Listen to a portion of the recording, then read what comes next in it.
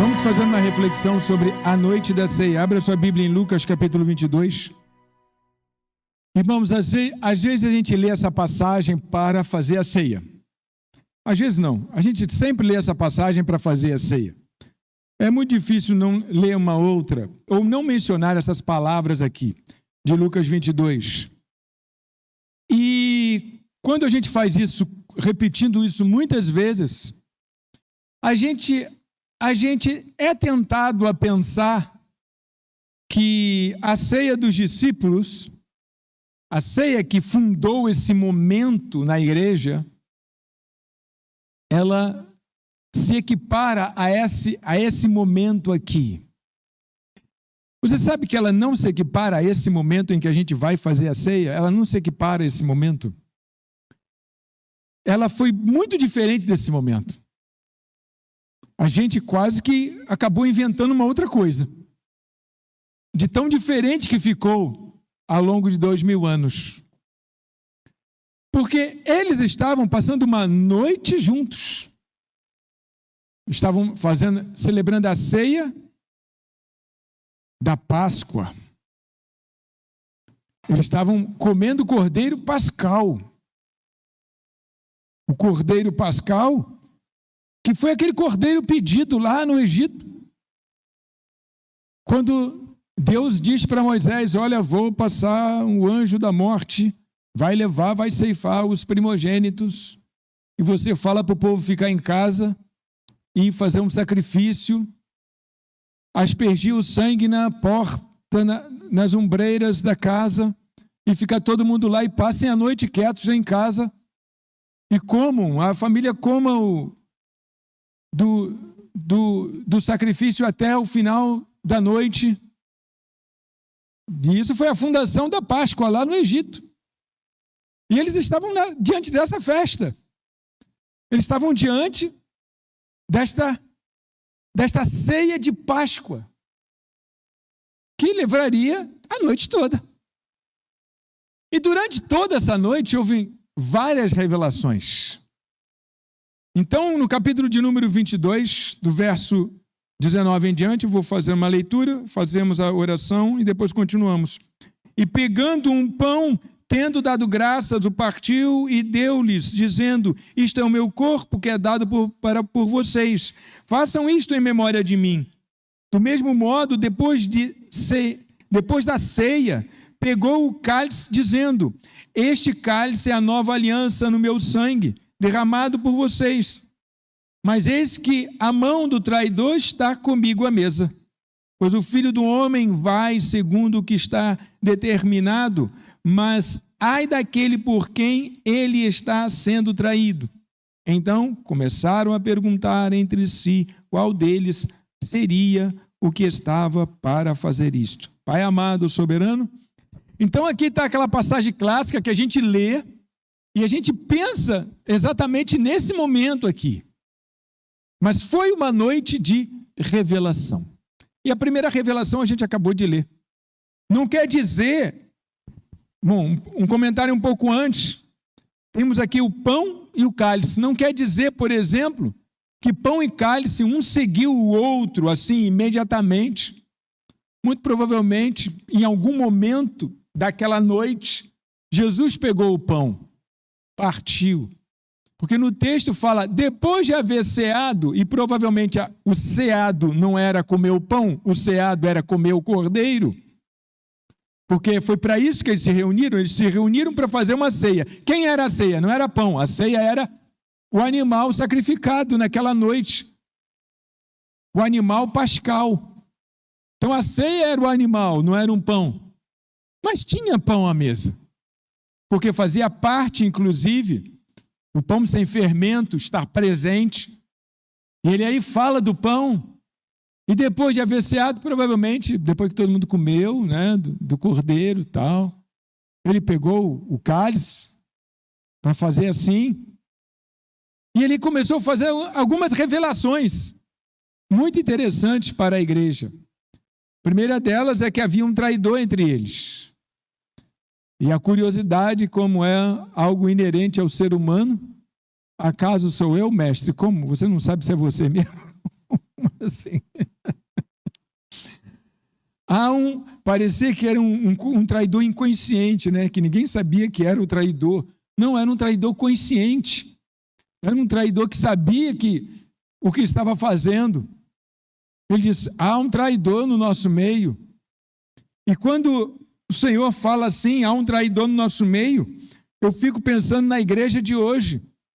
Quantas pessoas hoje não conseguem seguir de fato os ensinamentos da palavra? Não seria uma forma de estar traindo uma fé?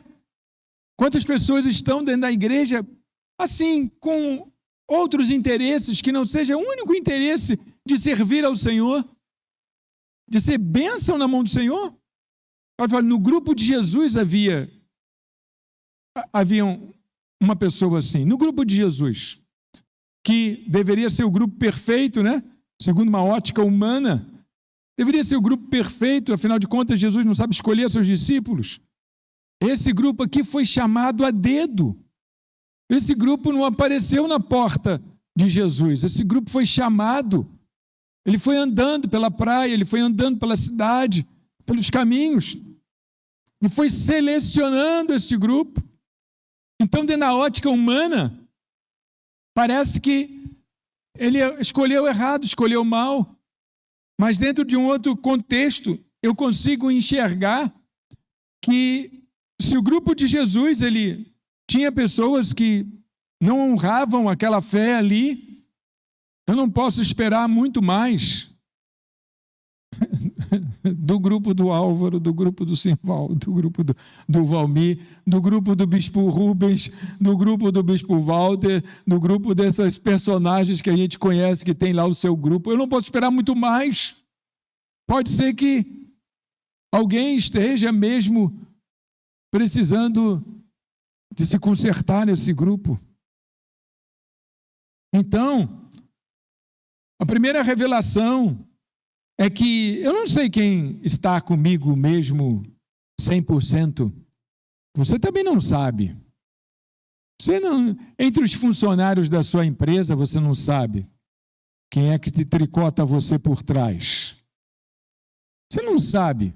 Quando você está num grupo, você não sabe se está todo mundo no mesmo diapasão ali, tocando a mesma nota, afinadinho ali contigo. Você não sabe. Isto aqui a gente pode generalizar para tantos contextos. Agora, o que mais importante é que isso não impediu a viabilidade do grupo.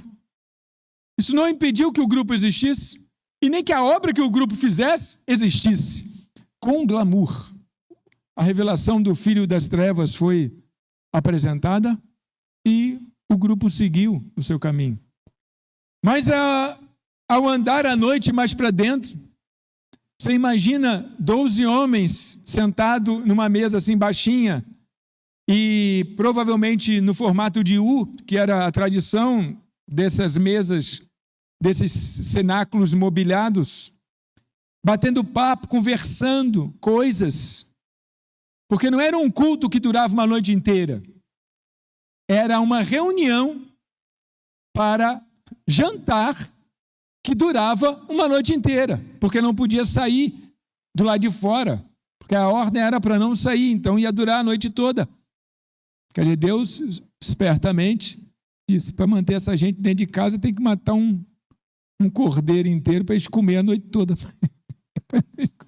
Aí vão ficar dentro de casa, porque eles não têm condição de obedecer. Se falar assim, não passa dessa porta para lá, e não der nada para eles fazerem, vai ser um problema.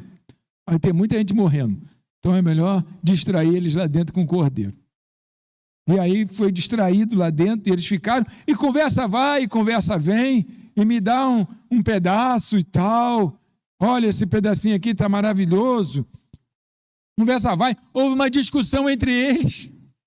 Em algum momento alguém começou perguntando, ou se fazendo, de o melhor, quem é o melhor entre nós, quem é o primeiro, quem é o mais importante, quem é o chefe. Coisa muito de ser humano, né, irmãos? Coisa de ser humano. O ser humano adora essas bobagens.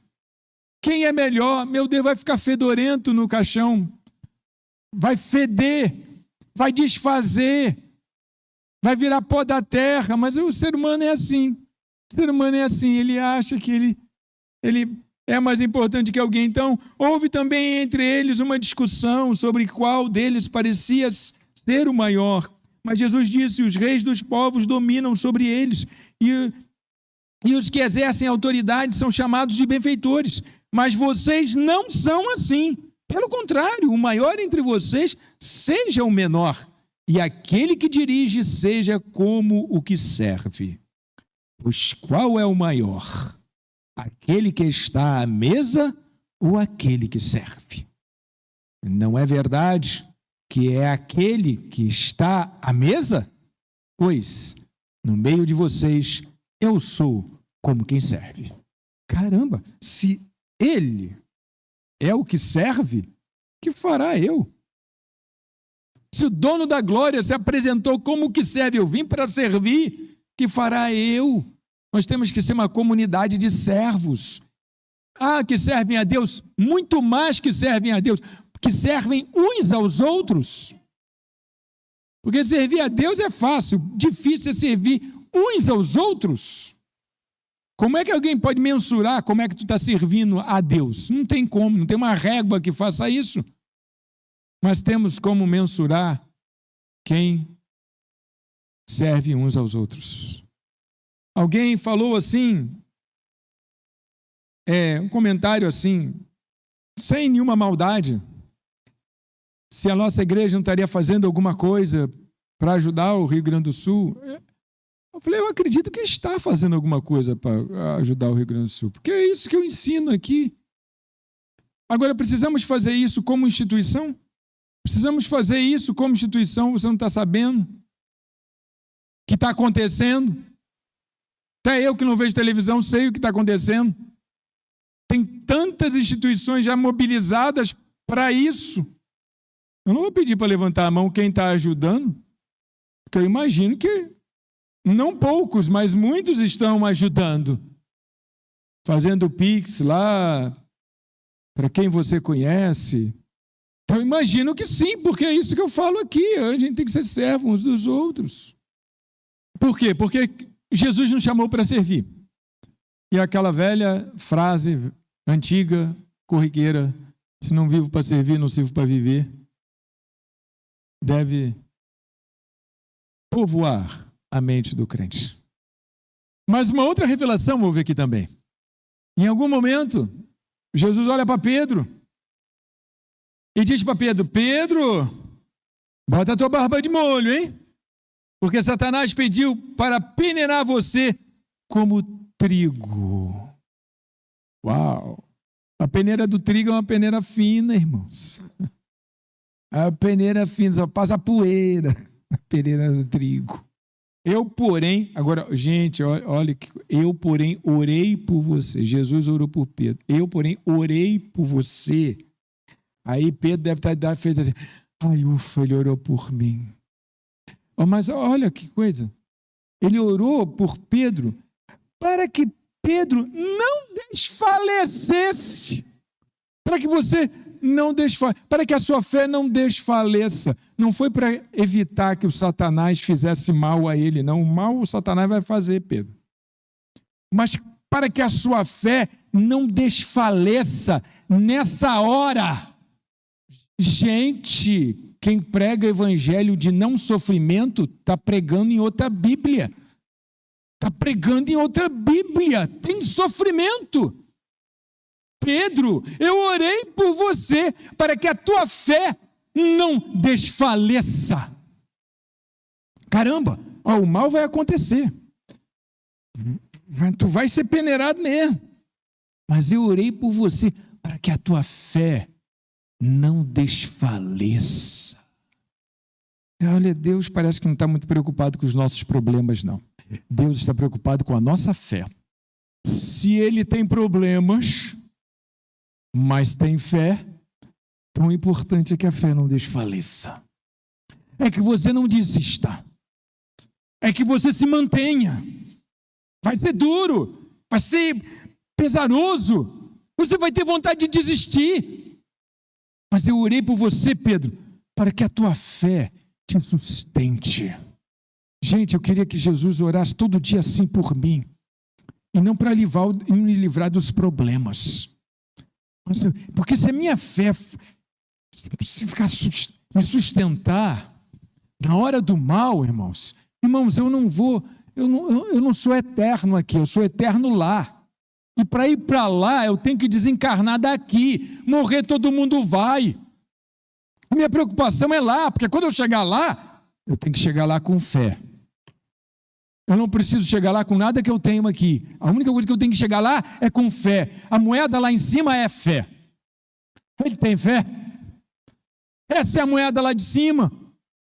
Então, Jesus estava orando para a única coisa importante que existia ali.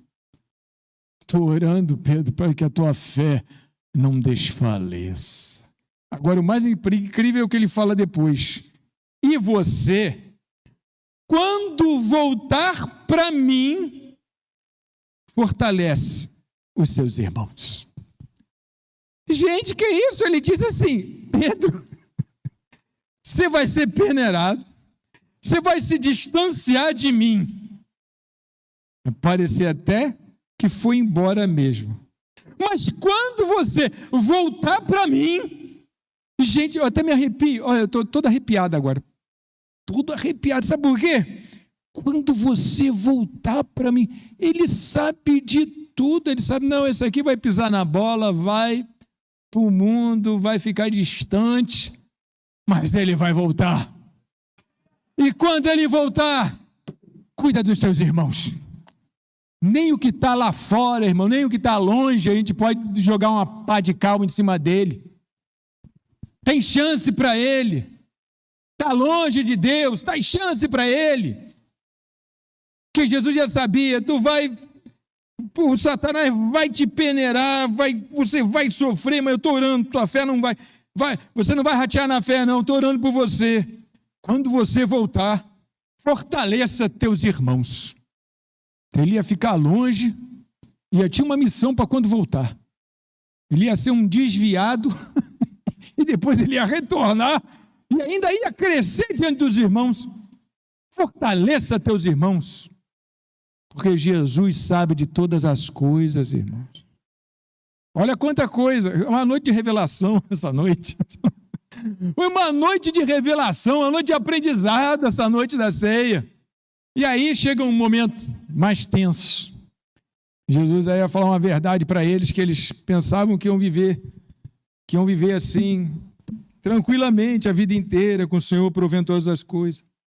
Aí chega uma hora, lá pelas tantas, acho que já era madrugada, que ele diz assim, a seguir Jesus, no verso 35, a seguir Jesus perguntou aos discípulos, quando eu os enviei sem bolsa, sem sacola e sem sandálias, por acaso faltou-lhes alguma coisa?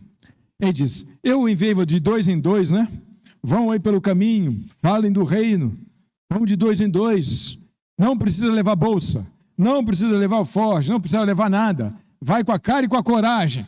Ele falou assim, ele diz, quando eu os enviei, por um acaso, faltou alguma coisa?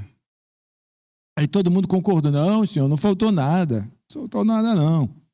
Eles responderam, não faltou nada. Então Jesus lhes disse, agora, porém, quem tem bolsa, pegue-a e faça o mesmo com a sacola. E o que não tem espada, venda a sua espada e compre uma. Ué, mudou? Mudou? Como assim? Agora é diferente. Quem tem bolsa, pegue a sua bolsa. Quem tem sacola, pegue a sua sacola. E se puder,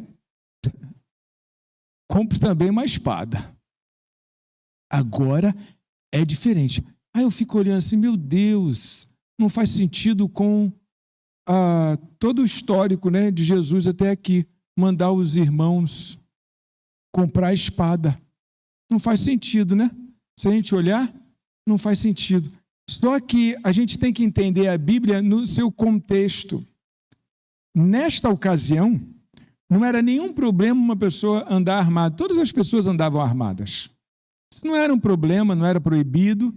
Era clássico de uma pessoa, inclusive aquelas que faziam viagem, de andar armados. E o armado era com lança, com espada, com punhal. Era isso que era andar armado nessa época, com arco e flecha. Então as pessoas andavam armadas para se defender pelo caminho. Não é porque elas estavam indo à guerra. Não era algo clássico apenas do soldado andar armado nesta sociedade. E quem andava desarmado, andava por uma simples opção.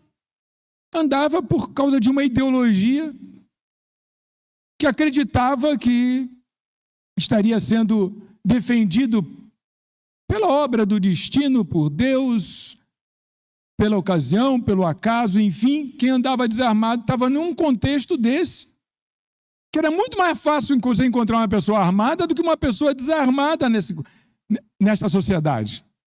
E os discípulos de Jesus tinham como, vamos dizer assim, um comportamento atípico daquele povo, andar desarmado. Porque ao imitar o mestre não andava armado. Ao imitar o mestre andava desarmado, com uma túnica. Então, por uma questão de identidade, simples assim, esses homens abriram mão de suas armas. Não por causa de uma lei, não porque ele queria, não por causa de nada disso. E aí, irmãos, fica interessante você ler esse verso, tem que ler esse verso à luz desse contexto. Porque o que vai aparecer um discípulo que vai dizer: mestre, temos 2 espadas. Aí a resposta de Jesus: basta. 2 já basta. Muito provavelmente, quando ele fala em comprar espada, ele está usando uma linguagem figurada para a sua época. Hoje, falar em comprar espada é falar em comprar um revólver mesmo para se defender. Mas falar em comprar espada num contexto onde todo mundo tem espada, é dizer assim: bom, agora vocês vão ter que se defender.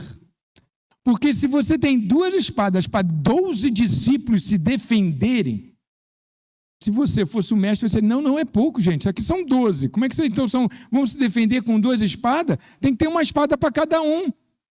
Pelo menos uma espada para cada um. Ou seja, ele não estava falando de uma espada literal para a sua época.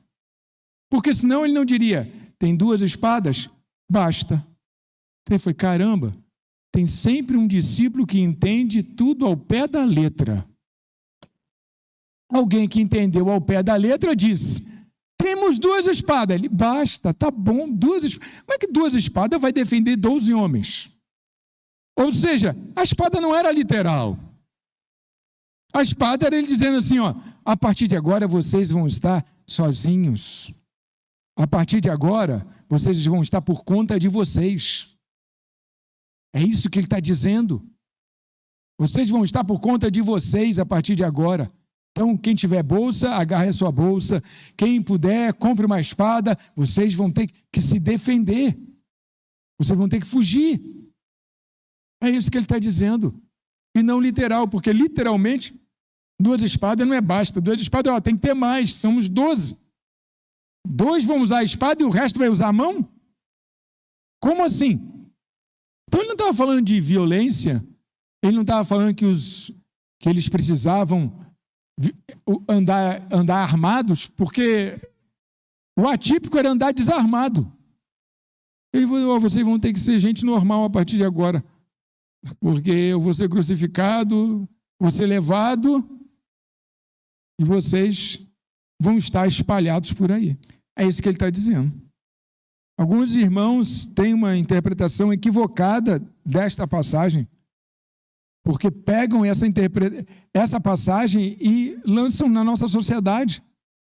Quando nós não andamos armados para nos defender.